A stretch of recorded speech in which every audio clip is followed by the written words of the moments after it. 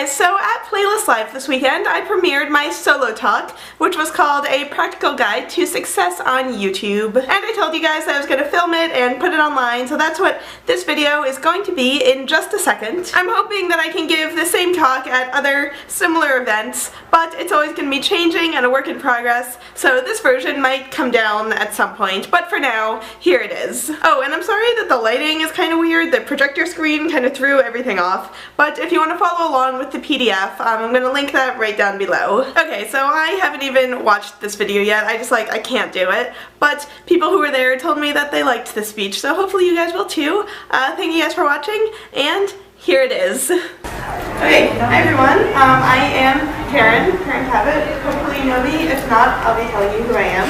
So this is a talk called A Practical Guide to Success on YouTube, which I called that because I wanted to try to get people to maybe come to it. I thought it was a good title. But I've actually been brainstorming this talk for a couple of years now. And originally it was called How I Got a Job at YouTube. And then that changed to How I Got a Job at YouTube and Why I Quit. But that happened like a year and a half ago, so things have changed since then. So now it's just kind of like general guidelines of like everything I've learned in the years. So I'm going to give you a 1-minute summary of my YouTube career. I made my first video when I was 17 years old, and I was a freshman in college. It's a YouTube vlog. It's unedited. It's really bad. It's still online if you want to watch it, but and then, so fast forward, that was in 2008. So fast forward to 2010, I made the So You Want to Watch YouTube flowchart, which was kind of the first thing I designed that went pretty viral on the internet. And that's actually the first way that I got the attention of YouTube themselves. I got an email from one of the designers there who I later ended up working with, and she printed it out and she was like, I found them in all the bathrooms at YouTube. And I was like, oh my gosh, that's so cool. Like, it was just this completely foreign thing to me. I had never really thought about YouTube as a company and people who were making it. So then, in 2011, I graduated and I got a job working for YouTube themselves.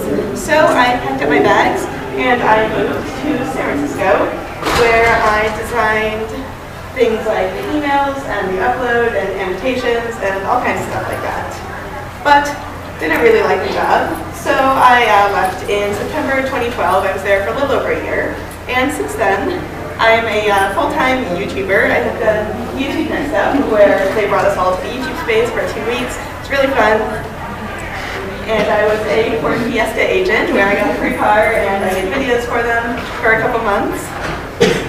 And now I am currently working with HGTV, doing crafting videos. We're going to be crafting the lab channel, which you can see with all of us on it at the bottom. It's called HGTV Handmade. If you're not subscribed to it, please subscribe. It's really fun. We do lots of crafting videos. So that's my life at the moment. It might have been longer than a minute, but I'm going to give you my most valuable advice for success on YouTube, and that is, believe that what you're doing is important. So I just want to step back for a minute, outside of all the drama, and just remind ourselves how awesome YouTube is. Like, if it wasn't for people sitting in their rooms talking to cameras, none of us would be here right now. None of us would know each other. And even when I was 17, I understood that YouTube offered a real human connection that we'd never really had on the internet before. Like, we had podcasts, which kind of touched on it, but this is the first time that we could see each other's faces and kind of hear like our mannerisms, or hear like our voices and see the little mannerisms, the things where you really feel like you know the person on the other side of the screen. And I knew, even filming that video, I was like, if this takes off, my life is going to be changed forever, because that kind of connection, it doesn't go away as long as you're still producing content. So now look at where we are, and there it is. So that's kind of, I wanted to show this at VidCon on the main stage. Let's see if that ever happens. But that's what kept me going, even though it took me 2 years to reach 100 subscribers. Since then, I've gotten a couple thousand more than that. But just believing that what we're doing every step of the way is something important, and that we're changing this brand new medium, hopefully for the better. So I hope that wasn't too cheesy. I really like YouTube. The next tip that I have for being successful on YouTube is to define what success means to you. And all of the YouTubers, they love to say that numbers don't even matter, that as long as they're reaching one person, it's all worth it. That's really easy to say when you're reaching 200,000 people with every video and making a really good living doing it. So I don't think there's anything wrong with wanting people to see the things that you're creating and wanting to share your work with people in the world. And so before you start blaming the new YouTube layout for nobody watching your videos, I think you need to ask what kind of success you're really looking for. Like, do you want all of the pressure that goes along with being Tyler Oakley and having screaming fangirls following you around? Well, if you're a girl, you don't have to worry about that. Yeah. Friday, it was nice. No, you just have to deal with the creepy guys out there just sneaking you around. That's it. So are you trying to make a living off of it? Do you want this to be your job? Are you trying to turn your channel into a business? Or is it just a hobby? Are you just trying to make friends? Is it just something you do in your spare time? Or maybe it's even like a stepping stone into traditional Hollywood. Like, any of those are perfectly reasonable goals. But, sorry, I didn't have a slide there. But it's important to think about those long-term goals and to only make content for those goals. And nobody likes to talk about it, but money really does play a part in it if you're trying to make it your job. Like, if you're not a teenager living with your parents, you have to pay rent, you have to buy food, you have to bring in money. And so if you're like right on the edge of making a living off of YouTube, those numbers really do matter. And I hate when people talk about it like anybody who cares about how many views they're getting is all of a sudden an evil corporate sellout, because it's really not true. So that's that rant. I could go on for a while, but my next big practical tip for getting viewers on YouTube is to make things for other YouTubers without being asked. So I'm going to take you back in time to 2009 to this little site called Daily Booth. And I set up this account called Fake John Green. So every day for 2 months, I posted a photoshopped picture of John Green. And I posted at the same time, like I was really consistent, for 2 full months. And I really think this is what originally caught the eye of Jonathan Green. It showed them that I'm reliable, that I'm good at what I do, that I can just make things without like needing to be asked to do it. So since then, I've designed the John Green box set. I designed the VidCon poster and a t-shirt, and I designed the Project for Awesome site, as well as tons of other projects with them over the years. And granted, back in 2009, there were a lot less people trying to get their attention, but I think the trick is just find somebody with a small but a very loyal audience who you think would like the things that you're making. So if somebody made a video called "Why Karen Caput is Awesome," I would definitely watch that. And I would definitely like try to get other people watching it too.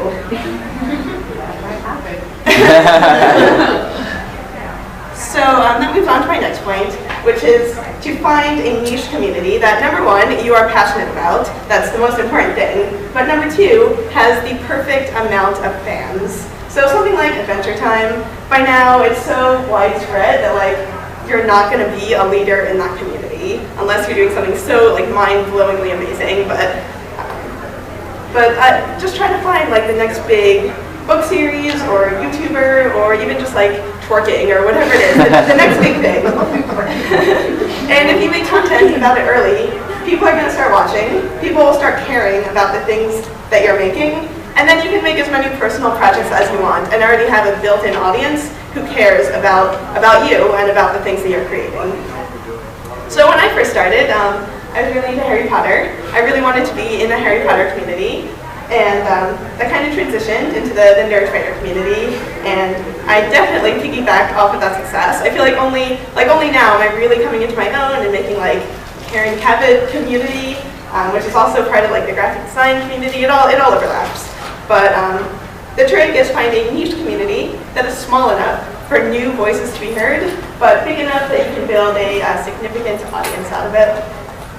So I do have a harsh truth that comes out of that, and that is not every channel is going to have a huge audience. I see it as a chart like this, where you either need a huge personality or you need beautiful visuals. So someone like Jenna Marbles or Hannah Hart, they started making videos on an iSight camera. Like, it was nothing great to look at. but they have such giant personalities that they jump off the screen. You really get invested in them as people. Whereas someone like Hayden PJ or like Michelle Phan, they make really beautiful visuals that YouTube is a visual medium. So you want to watch those videos, you want to just see all the beautiful things they're making, and even if you don't have a huge personality, that's a perfectly valid way to use YouTube. Or maybe you just have a nice camera and a pretty face and a British accent. That always helps. So I see it as, if you're in any of these three quadrants, you'll probably be fine. Work on one or the other if you don't feel like you're really making it as much as you wish you could. So I just see a lot of entitlement in the YouTube community where people think that just because they're making videos, they deserve tons of views. And it has to be YouTube layout, it has to be the depth of the YouTube community, which is the reason why nobody's watching their videos. But sometimes your videos are about a really niche subject that nobody cares about, or nobody's searching for, or nobody really wants to watch, or it's just a really boring video. Not all videos are great. So if your measure of views, or your measure of success is tons of views, you have to take a step back and you have to say, if I was a completely objective viewer, would I really want to watch my videos? And I don't want to stifle creativity, because if you're doing YouTube as a hobby, make whatever you want. That's the beauty of the site. You do you, that's awesome. But if it's going to be your job, you have to be okay with the idea that not every video is going to take off, not every concept people are going to love. And if your videos aren't working, look at adjusting your format rather than blaming YouTube all the time.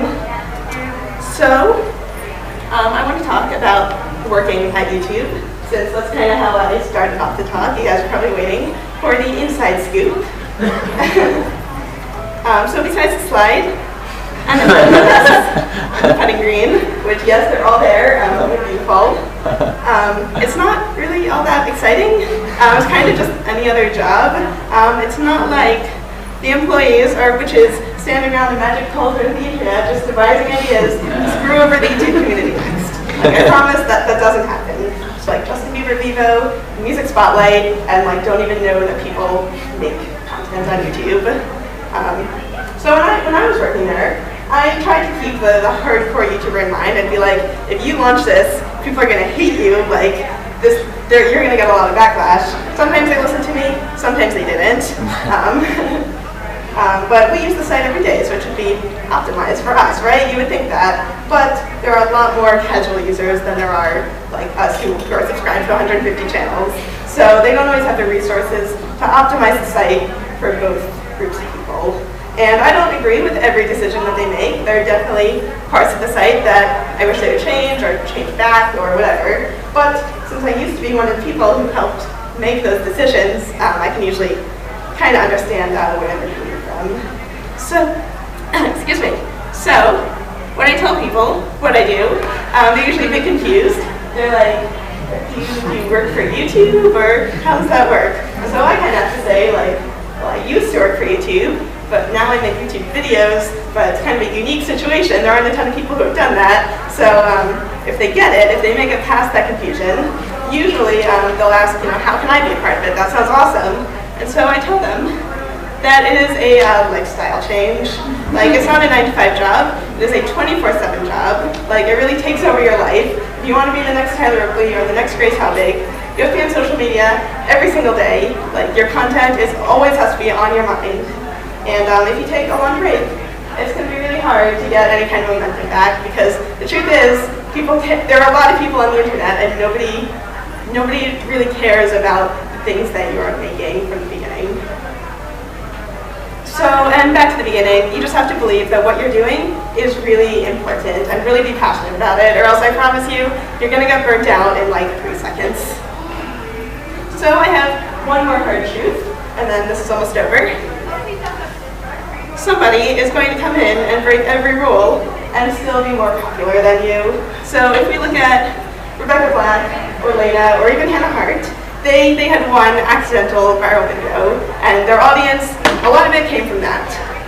But they took it, and they ran with it, and now they're all doing awesome, and they turned that kind of accidental success into legit, like real success that they've worked really hard for. So whether you've worked for your audience for 5 years tirelessly, or if they were handed to you after one single video, we're all in this together.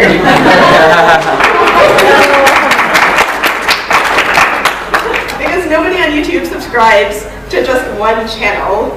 Like everybody helps support each other and just make cool things, because that's really all we're doing. When you step back and look at it, we're just making things that we want to exist in the world. And we're really lucky that we're alive during the time when we have the technology to do it. So that's about all I wanted to say. There's my contact info if you didn't already know me. I'm going to drink some water and then we'll open up for questions.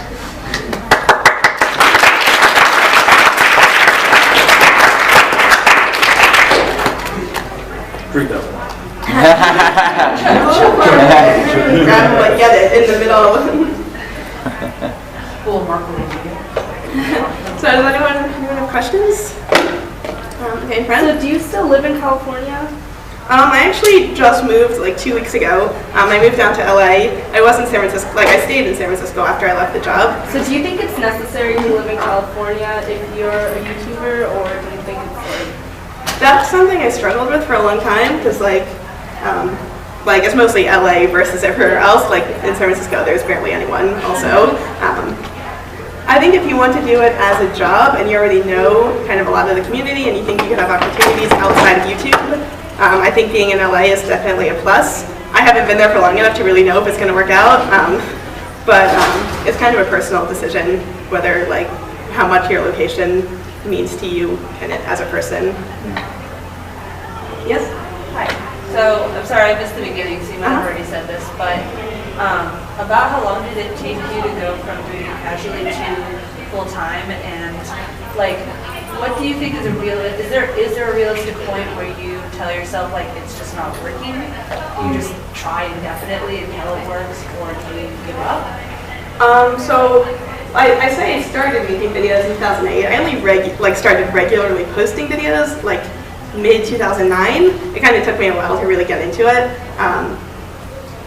But wait, sorry, what's the second part of your question? Well, basically like how long it takes I've been going at it full steam for about 3 years now, and it's still not going anywhere. I don't know if I can indefinitely keep going at it. Right. I mean, I think it depends on, one, whether you're still enjoying it or if it's become just like a chore to keep up, and two, how much your livelihood depends on it, and like back to what success you're looking for. So like if you really want this to be your business, maybe you have to change some of the things that you're doing. But if you're happy with it just kind of being a hobby and you have a separate job that you're fine with, then like as long as you're still enjoying it, you might as well just keep doing it. Anyone else? Do you think it's important to like stick to a schedule? Schedules are tough. I've changed my schedules a lot. I think I don't know if you watched my how I stay organized video, but I'm personally very organized. So I plan out my videos like a month or two in advance. So like I always know what I'm doing. So if you're that type of person and you can really like be rigorous and really stay true to like everything you plan out to do, I think having a schedule helps give you more stability, and helps you kind of force you to come up with more ideas. I don't think it's necessary, especially if you're just doing it as a hobby. But if you really want to get a ton of viewers, I think a schedule can definitely help. Do you have someone who you like work with to help you keep you on track, or are you just kind of on top of yourself? Or do you suggest that if you're not as organized a person, to have someone work with you, I guess, on the producing side? Yeah, I do everything myself. It's basically just me in a room with a camera, and I hit record, I focus on myself, I do everything. But I'm also a very kind of self-motivated person. So I think if you're more comfortable just kind of doing the performing side and not necessarily the producing side, there are a lot of like husband and wife duos or like best friend duos, and I think that would be awesome like if I had someone like that. So if there's someone in your life who can kind of be a partner, yeah, I think that would be great. It kind of depends on the person whether it's necessary or not, and like how much work your videos actually take.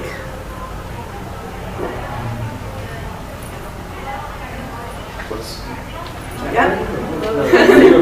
I was going to say, what's your opinion on like how much have you collaborated with other people, and successes have you had in encouraging other people to accept your requests? I've collaborated with a lot of people. I've kind of been in the YouTube community for so many years that I have a personal relationship with a lot of people, which I know a lot of YouTubers don't have. So yeah, my collabs have been great. I always get kind of a subscriber boost from them, even if they're not my favorite videos ever. It's good to kind of share the subscribers a little bit. So your advice is be friends with them? Well, and then even if you're not friends with them, you know, send them an email. Don't send them a YouTube message. I don't think anybody uses YouTube messages. Find their email address, send them an email, like write out a really professional email being like, hey, I love your channel, here's the stuff I'm making, here's an idea for what we could do on your channel, here's an idea for what we could do on my channel. You know, do all of the work for them. Don't be like, let's collab, and they're like, well, what are we gonna do? Because, I mean, that puts a lot of pressure on the other person trying to come up with the ideas. So if you can come up with all of the ideas, I think they'll be a lot more willing to want to do it. And also, if you can travel to them, like don't make them do anything. Basically, be like. What about like Skype interviews and that kind of thing? Does that ever work? Yeah, Michael Buckley just started doing that. He did a couple Skype interviews, but he's also like Michael Buckley, like he knows everyone. So I think a lot of like established YouTubers might not be as open to doing an interview from like an unestablished news source versus an actual creative video. So you can like, there's no harm in asking, but I don't know if that would be the best way to start going about it. Because you're also, the thing about like interviews and like channels where you're just kind of curating other people's content is, what are you really offering? Like, why would they look at you for curating the content? Why wouldn't they look at someone else? And you're also relying on other people making great content, or else you have nothing else to show. So like, I prefer just doing like the creativity myself from the beginning. Yes? Since you're such an organized person, how do you feel about different kinds of content on the same channel, or would you recommend having different channels? I do a lot of different sorts of things on my channel. Like I have vlogs, I have crafting videos, I have graphic design how-tos, and I definitely have some people who who want my channel to be just graphic design tutorials, and like for the other videos they're like, why is this here? Like go back to the graphic design videos, which is fine. I could probably do that, but that's not really what I want to do. So since they're all pretty related, because it's always me talking to a camera, and I feel like some people might like my personality, not just, you know, the tutorials I'm putting out there. I think if you have like a strong enough personality that like you as a person is carrying the channel, I think you can put different types of content on there and be fine. So did you start doing vlogs after you became more established with your graphic design stuff, or did you always do vlogs from the beginning? I mostly, like, when my channel started, it was mostly just vlogging. The graphic design stuff actually came later. Because when I started, I was a freshman in college, and I studied graphic design. It's like, I didn't even know the stuff that I'm teaching now. So yeah, back then it was just vlogging. It was really just because my friends in the Harry Potter community were doing it, and I thought they were really cool, and I thought they were super famous because they had like 1,000 subscribers. And now like I start to follow them. But sorry, what was the question? I keep losing track. So you basically answered it. You started off vlogging. Yeah. Well, and then I started doing the graphic design videos, and like the How to Learn Graphic Design now has like 150,000 views. I have no idea what I even said. I haven't watched it like since I made it. But that kind of content, I think, like I get a lot of subscribers through that because it's a really searchable phrase, and I'm teaching something. And then maybe they like me enough to stick around and watch everything else I'm doing. Because I know a lot of people have like a main channel, and then from that they start a vlog channel separately. I mean, the vlogs I put on my main channel are pretty highly produced. I do have a second channel with kind of like travel videos or like more casual vlogs or just random clips of stuff from my life. So I think that's fine. Oh, yeah. Do you keep your graphic design videos in a separate playlist on your channel? Yeah, I started doing this like years and years ago, and now it's a lot easier to see them like on the channel page. But I update a graphic design playlist and craft, so if people are only interested in that content, they can just kind of scroll through. Going with the having multiple things on one channel, and also going with the schedule, would it be better to, just like if you were going to do a graphic design video, would it be better to do it like a vlog one day, a do-it-yourself one day, and then graphics one day, or just kind of whatever you feel like doing that day, just upload the video? I think that's one way to go about it. You could do it either way. I personally, I don't say like graphic design video every Tuesday because maybe I don't have a graphic design video that week. So I kind of do it kind of whenever I feel like it. But that would be a good catchphrase. It could be like, stay tuned for a new cooking video every Friday and like vlogs every Monday, whatever. Yeah, so I think either way that you want to go about it is fine. If you think you can keep producing content under that category, kind of definitely. Is that it? Nope, one more. Where do you get most of your video ideas from? Sometimes I get them through comments. Sometimes people are like, can you teach me how to design so-and-so? And I'm like, oh, that's a really good idea. I can totally, like, I could think of 5 things right now that I could tell you. For crafting videos, I actually just talked about this in the crafting channel. Like, I'll just be walking down the street and see like a store display and be like, hey, I could make that. Or like, I'll be on the internet and see something and be like, oh, that's a really good idea. I bet I could put my own twist on it. So just kind of getting inspiration from everywhere. I know, that's probably a really vague answer, I'm sorry. But like, I brainstorm my ideas so far in advance that like I keep a list of kind of random video topics that pop into my head, and then I can go to that list and be like, I think it's time to, maybe I can finally grab the materials to make this project, or maybe now I can kind of brainstorm enough to talk about how to design this. What's the most time-consuming video you've made? Definitely crafting videos. They take so long because I have to make like a test craft to make sure like I'm doing it right, and then I have to film doing the crafting, which usually takes 6 hours, and then I edit that footage and then write the voiceover, and then the next day like film the talking parts and the voiceover, and then edit it all together and like take photos of the finished thing and edit those photos. It's like, it's a really big process. So you do the voiceover over you doing the craft? Yeah, usually, because when I'm brainstorming it, usually the process is a little different from how it ends up being. So I want to make sure the voiceover matches what I'm showing. Anyone else? Good? I have no idea what time it is, so It's like I'm sure 26. you guys have lots of other things to do.